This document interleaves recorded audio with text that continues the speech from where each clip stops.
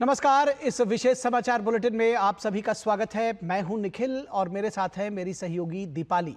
और सबसे पहले एक नजर इस समय की हेडलाइंस पर।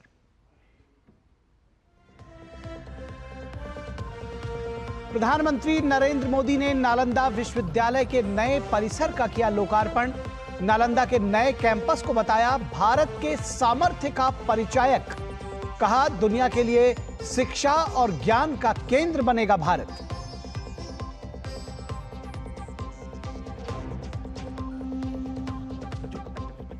आबकारी नीति घोटाले से जुड़े मनी लॉन्ड्रिंग मामले में राउज एवेन्यू कोर्ट ने दिल्ली के सीएम अरविंद केजरीवाल की न्यायिक हिरासत 3 जुलाई तक बढ़ाई। केजरीवाल को तिहाड़ जेल से वीडियो कॉन्फ्रेंसिंग के जरिए कोर्ट में किया गया पेश। 21 मार्च को दिल्ली सीएम की हुई थी गिरफ्तारी।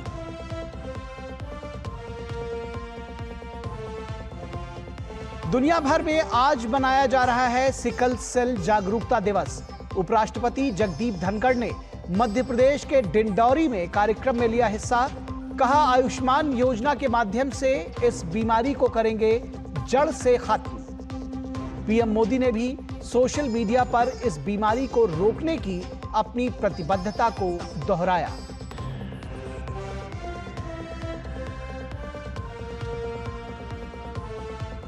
दिल्ली में पानी पर आज भी सियासी घमासान जारी। भाजपा ने दिल्ली सरकार के खिलाफ निकाला विरोध मार्च। कहा, नहीं कर सकते वादा पूरा तो सीएम पद से इस्तीफा दें केजरीवाल।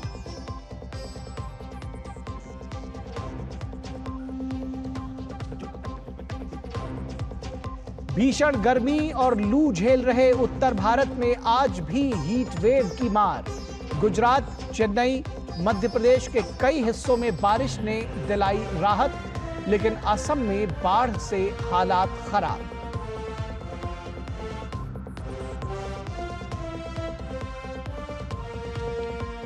और बेंगलुरु में खेले जा रहे दूसरे वनडे मैच में भारत ने दक्षिण अफ्रीका महिला क्रिकेट टीम के सामने रखा 326 रन का लक्ष्य।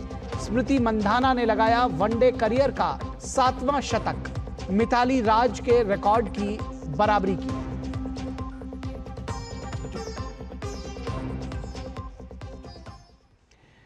और प्रधानमंत्री नरेंद्र मोदी ने बिहार दौरे पर राजगीर में नालंदा विश्वविद्यालय के नवीन परिसर का उद्घाटन किया। विश्वविद्यालय की परिकल्पना भारत और पूर्वी एशिया शिखर सम्मेलन देशों के बीच एक संयुक्त सहयोग के रूप में की गई है। इस उद्घाटन समारोह में 17 देशों के मिशन प्रमुखों सहित कई प्रतिष्ठित गण शामिल हुए। प्रधानमंत्री नरेंद्र मोदी ने इस मौके पर परिसर में पौधारोपण भी किया। तो बेहद महत्वपूर्ण रहा ये नालंदा विश्वविद्यालय परिसर का उद्घाटन, क्योंकि इस जो नवीनीकरण किया जा रहा है और जो पूरा जो इमारत रही है वो एक नए भविष्य की नींव रखती हुई दिखाई दे रही है। और प्रधानमंत्री ने आज इस नवीन परिसर का उद्घाटन किया, साथ ही साथ यहां पर पौधारोपण भी किया।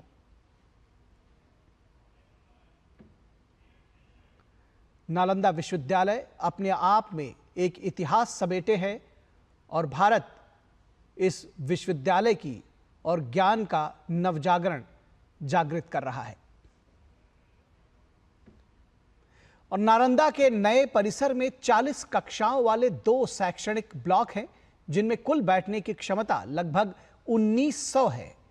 इसमें 300 सीटों की क्षमता वाले 2 सभागार हैं। इसमें लगभग 550 छात्रों की क्षमता वाला एक छात्रावास भी है। इसमें अंतर्राष्ट्रीय केंद्र, 2000 व्यक्तियों की क्षमता वाला एक एम्फी थिएटर, फैकल्टी क्लब और खेल परिसर सहित कई अन्य सुविधाएं भी हैं। यह परिसर एक नेट जीरो ग्रीन कैंपस है। यह सौर संयंत्र, घरेलू और पेयजल शोधन संयंत्र, अपशिष्ट जल के पुनः उपयोग के लिए जल पुनर्चक्रण संयंत्र, 100 एकड़ जल निकास और कई अन्य पर्यावरण अनुकूल सुविधाओं के साथ आत्मनिर्भर रूप से कार्य करता है। इस मौके पर पीएम मोदी ने कहा कि नालंदा का नवजागरण विश्व को भारत के सामर्थ्य का परिचय देगा। उन्होंने कहा कि नालंदा बताएगा कि जो राष्ट्र मजबूत मानवीय मूल्यों पर खड़े होते हैं, वो राष्ट्र इतिहास को पुनर्जीवित करके बेहतर भविष्य की नींव रखना जानते हैं। नालंदा ये केवल नाम नहीं है।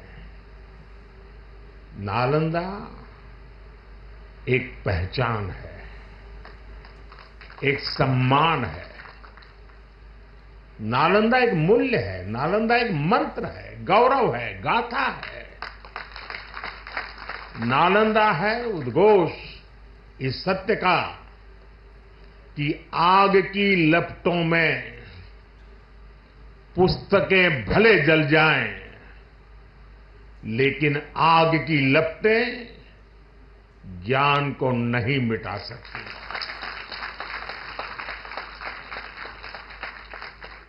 नालंदा के ध्वंस ने भारत को अंधकार से भर दिया था। अब इसकी पुनर्स्थापना भारत के स्वर्णिम युग की शुरुआत करने जा रहा है। साथियों, अपने प्राचीन अवशेषों के समीप नालंदा का नवजागरण, ये नया कैंपस विश्व को भारत के सामर्थ्य का परिचय देगा। नालंदा बताएगा जो राष्ट्र मजबूत मानवीय मूल्यों पर खड़े होते हैं, वो राष्ट्र इतिहास को पुनर्जीवित करके बेहतर भविष्य की नींव रखना जानते हैं। और साथियों, नालंदा केवल भारत के ही अतीत का पुनर्जागरण नहीं है, इसमें विश्व के, एशिया के कितने ही देशों की विरासत जुड़ी हुई है। प्रधानमंत्री ने यह भी कहा कि आज पूरी दुनिया की दृष्टि भारत पर है, भारत के युवाओं पर है। दुनिया बुद्ध के इस देश के साथ, मदर ऑफ डेमोक्रेसी के साथ कंधे से कंधा मिलाकर चलना चाहती है। आज पूरी दुनिया की दृष्टि भारत पर है, भारत के युवाओं पर है। दुनिया बुद्ध के इस देश के साथ, मदर ऑफ डेमोक्रेसी के साथ कंधे से कंधा मिलाकर चलना चाहती है। आप देखिए, जब भारत कहता है one earth, one family and one future, तो विश्व उसके साथ खड़ा होता है।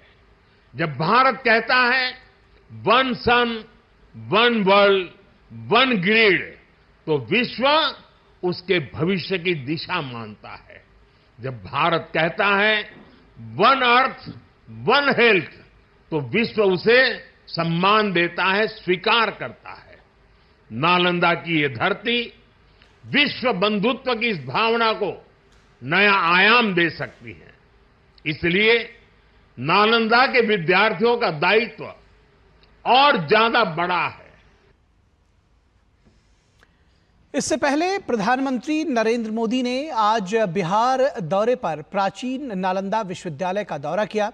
गौरतलब है कि नालंदा विश्वविद्यालय का इतिहास से गहरा संबंध है। लगभग 1600 वर्ष पूर्व स्थापित किए गए मूल नालंदा विश्वविद्यालय को विश्व के प्रथम आवासीय विश्वविद्यालयों में से एक माना जाता है। वर्ष 2016 में नालंदा के भग्नावशेष को संयुक्त राष्ट्र विरासत स्थल घोषित किया गया था।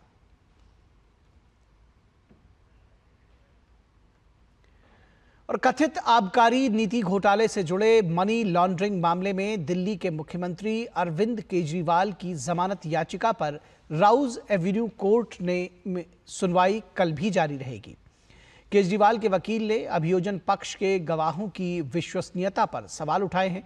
वहीं प्रवर्तन निदेशालय के वकील ने इन आरोपों को नकारते हुए कहा कि गवाहों के बयानों पर सवाल नहीं खड़ा किया जा सकता है।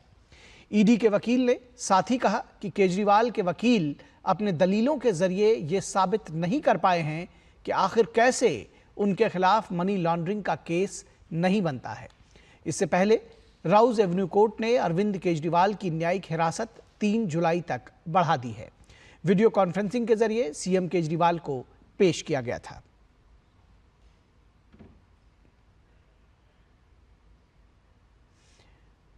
केंद्रीय वित्त एवं कॉरपोरेट मामलों की मंत्री निर्मला सीतारमण ने आज नई दिल्ली में आगामी आम बजट 2024-25 के संबंध में अग्रणी अर्थशास्त्रियों के साथ पहली बजट पूर्व परामर्श बैठक की अध्यक्षता की। बजट पूर्व परामर्श बैठक में केंद्रीय वित्त राज्य मंत्री पंकज चौधरी, वित्त सचिव, आर्थिक मामलों के राजस्व सचिव, वित्तीय सेवाओं और कॉरपोरेट मामलों के विभागों के सचिव और भारत सरकार के मुख्य आर्थिक सलाहकार भी शामिल हुए।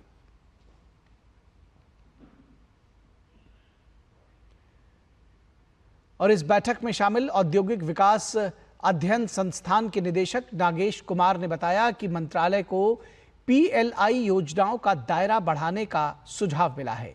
नई पीएलआई का फोकस कपड़ा और परिधान निर्माण जैसे क्षेत्रों पर होगा जो बड़ी मात्रा में रोजगार के अवसर लाते हैं।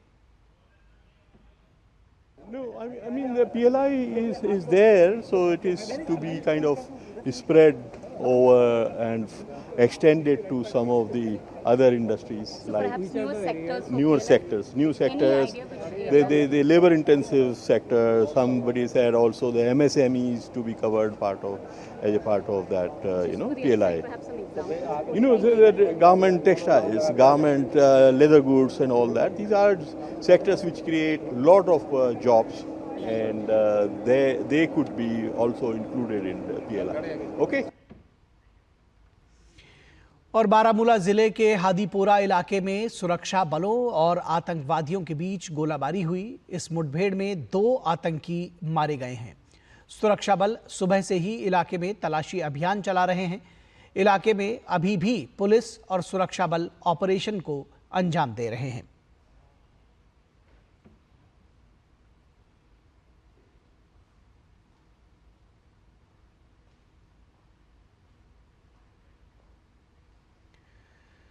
और जम्मू कश्मीर के रियासी सेक्टर में 9 जून को रियासी जिले में आतंकी हमले में शामिल एक आरोपी को गिरफ्तार किया गया है। जम्मू कश्मीर पुलिस ने इसे गिरफ्तार किया है। आपको बता दें कि इस व्यक्ति ने आतंकियों को घटनास्थल तक पहुंचाने का काम किया था। इस हमले में 9 लोगों की जान चली गई थी और 33 अन्य लोग घायल हो गए थे। इसमें एक आतंकवादी सहयोगी जिसका नाम हाकम दीन मक्खन के बेटे, उम्र 45 साल, बंदराही के रहने वाले, जो कि जिला राजौरी में पड़ता है, उनको जम्मू कश्मीर पुलिस ने डिस्ट्रिक्ट रियासी में गिरफ्तार किया है। ये व्यक्ति ने कई बार आतंकवादियों को भोजन और आश्रय प्रदान करने में उनकी मदद की थी। साथ ही साथ उनको अपने घर में शरण दिया था। इस व्यक्ति ने गाइड के रूप में उनको घटनास्थल तक पहुंचाने का भी काम किया था। ये एक मिलिटेंट एसोसिएट है जिसने इस हमले को अंजाम देने के लिए एक मुख्य भूमिका निभाई थी। आगे की इंटेरोगेशन और केस की इन्वेस्टिगेशन जारी है। और प्रधानमंत्री नरेंद्र मोदी 20 और 21 जून को जम्मू कश्मीर के दौरे पर रहेंगे। 20 जून की शाम प्रधानमंत्री श्रीनगर में शेरे कश्मीर इंटरनेशनल कॉन्फ्रेंस सेंटर में युवाओं को सशक्त बनाना, जम्मू कश्मीर को बदलना कार्यक्रम में भाग लेंगे। प्रधानमंत्री जम्मू कश्मीर में कई विकास परियोजनाओं का उद्घाटन और शिलान्यास भी करेंगे। वो कृषि और संबद्ध क्षेत्रों में प्रतिस्पर्धात्मक सुधार परियोजना का भी शुभारंभ करेंगे। वहीं 21 जून की सुबह प्रधानमंत्री श्रीनगर में शेरे कश्मीर इंटरनेशनल कॉन्फ्रेंस सेंटर में 10वें अंतर्राष्ट्रीय योग दिवस कार्यक्रम में भाग लेंगे। प्रधानमंत्री इस अवसर पर उपस्थित लोगों को संबोधित करेंगे और इसके बाद CYP योग सत्र में भाग लेंगे।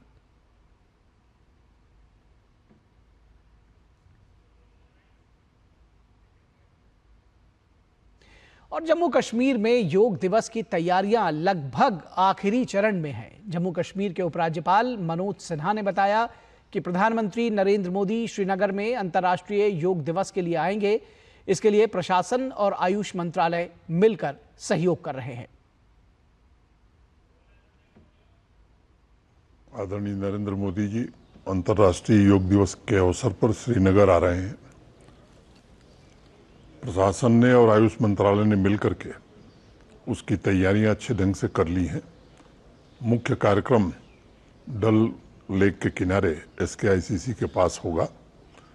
सभी जो 20 जिला केंद्र हैं वहां भी अच्छी संख्या में योग प्रेमी इकट्ठे होंगे और जो प्रोटोकॉल आयुष मंत्रालय ने बनाया है उस हिसाब से योग किया जाएगा।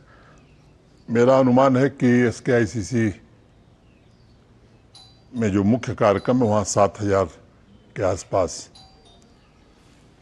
योग प्रेमी जुटेंगे। और हरियाणा में अंदरूनी टकराव के चलते कांग्रेस से इस्तीफा देने के बाद पूर्व मुख्यमंत्री बंशीलाल की पुत्रवधू और दिग्गज नेता किरण चौधरी और श्रुति चौधरी ने बीजेपी का दामन थाम लिया है। विधानसभा चुनाव से पहले कांग्रेस के लिए ये एक बड़ा झटका हो सकता है। इसकी जानकारी देते हुए भिवानी के तोशाम से MLA किरण चौधरी और पूर्व सांसद श्रुति चौधरी ने कहा कि वो बीजेपी की रीति नीति से प्रभावित होकर पार्टी ज्वाइन कर रही हैं। केंद्रीय मंत्री मनोहर लाल ने दोनों को पार्टी की सदस्यता दिलाई।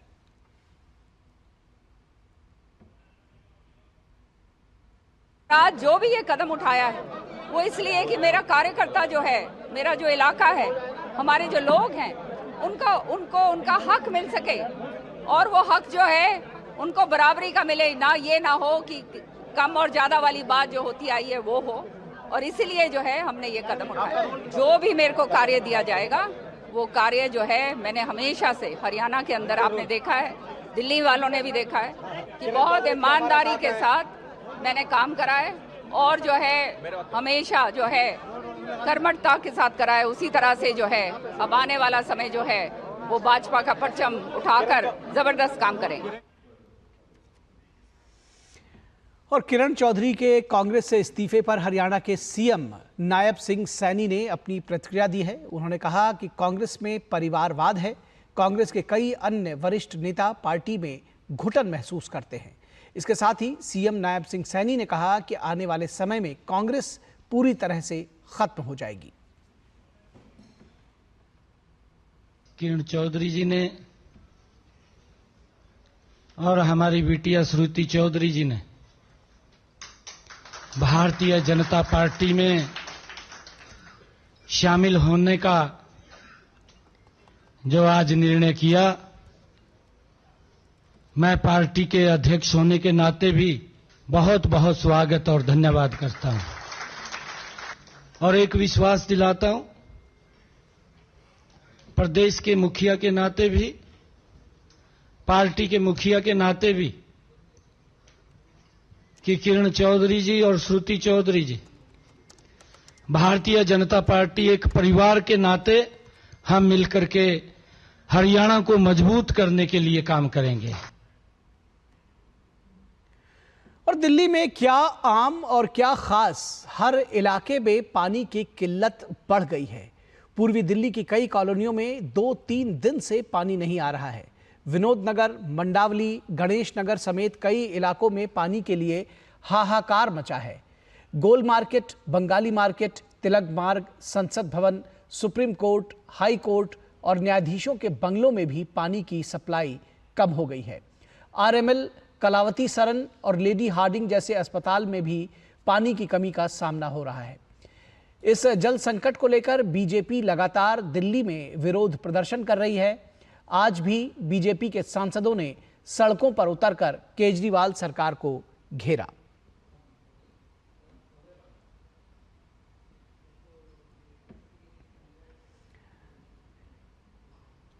और दिल्ली एनसीआर समेत पूरे उत्तर भारत के लोग प्रचंड गर्मी से परेशान हैं। दिल्ली में स्थिति यह है कि पिछले 15 साल में जून महीना कभी इतना गर्म नहीं रहा जितना इस बार रहा है। दिन तो दिन, रात में भी पारा कम नहीं हो रहा है। ऐसे में लोग गर्मी से राहत पाने के लिए बेसब्री से मॉनसून की राह देख रहे हैं। हालांकि मॉनसून की एंट्री से पहले ही बारिश की संभावना जताई जा रही है। मौसम विभाग के अनुमान के मुताबिक वेस्टर्न डिस्टर्बेंसेस के चलते दिल्ली समेत उत्तर भारत के शहरों में आने वाले दिनों में मौसम बदल सकता है, जिससे लोगों को इस भीषण गर्मी से थोड़ी राहत जरूर मिल सकती है।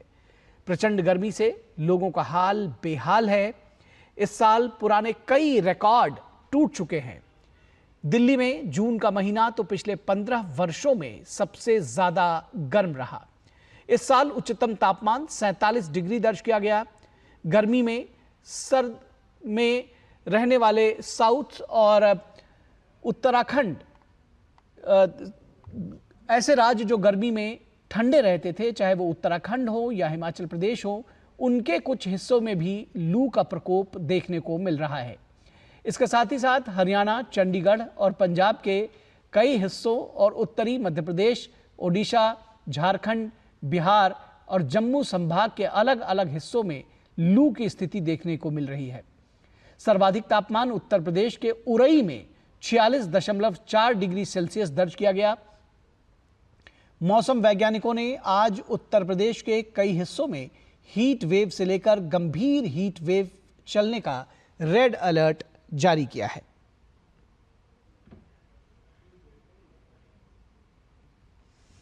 और राष्ट्रीय राजधानी दिल्ली में भीषण गर्मी और हीट वेव जारी है। ऐसे में आईएमडी वैज्ञानिक डॉक्टर नरेश कुमार ने कहा है कि जून के बाद मौसम में बदलाव देखा जाएगा। एनसीआर दिल्ली में डस्ट स्टॉर्म की संभावना है। इसके साथ ही रात भी गर्म रहने के आसार हैं।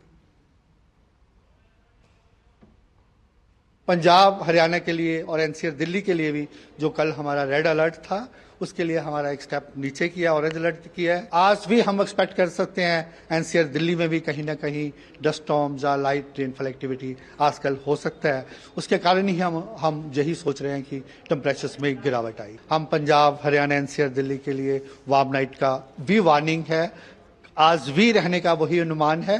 थोड़ा इंटेंसिटी वेरी कर सकती है, लेकिन उसके बाद, आज के बाद इसमें ग्रेजुअली इंप्रूवमेंट हो जाएगा। और मक्का गए हज यात्रियों के लिए भीषण गर्मी मौत का कारण बन रही है। मक्का में 50 डिग्री सेल्सियस से अधिक तापमान के चलते अब तक कुल 550 हज यात्रियों की मौत हो चुकी है। इन सभी यात्रियों की मौत के लिए भीषण गर्मी और बढ़ते तापमान को जिम्मेदार बताया गया है।